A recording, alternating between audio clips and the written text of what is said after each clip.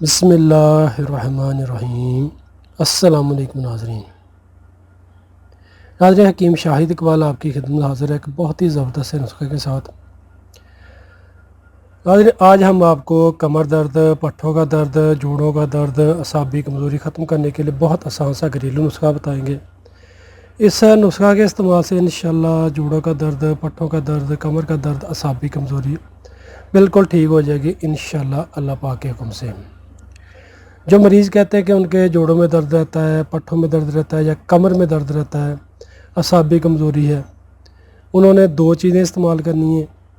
تیسرا دودھ، ایک تو ناظرین آپ کے سامنے پڑا شہد، اور دوسرا اپنے زیتون کا تیل لینا ہے، کسی بھی کمپنی کا لے لیں کہ ہو زیتون کا تیل خالص کھانے والا، اپنے زیتون کا تیل لینا ہے، اور شہد چاہے چھوٹی مکھی کا ہو یا بڑی مکھی کا ہو، اور کم از کم آپ نے آدھا کلو لینا ہے دودھ، ابلا ہوا دودھ لیں اور نیم گرم دودھ ہونا چاہیے۔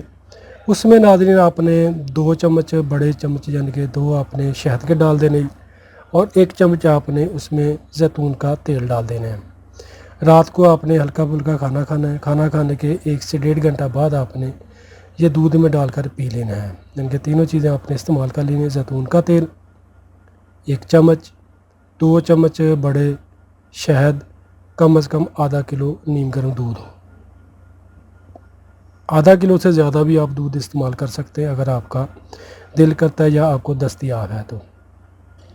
اسی طریقے سے روزانہ اس کو استعمال کریں، انشاءاللہ اللہ پاک کے حکم سے آپ کو اس ٹوٹکا کے استعمال سے کمر کا درد، پٹھوں کا درد، اعصابی کمزوری یا جسمانی کمزوری، یا کہہ سکتے کہ جسم میں سستی سی رہتی ہے، وہ سارے مسئلے انشاءاللہ آپ کے ٹھیک ہو جائیں گے اللہ پاک کے حکم سے۔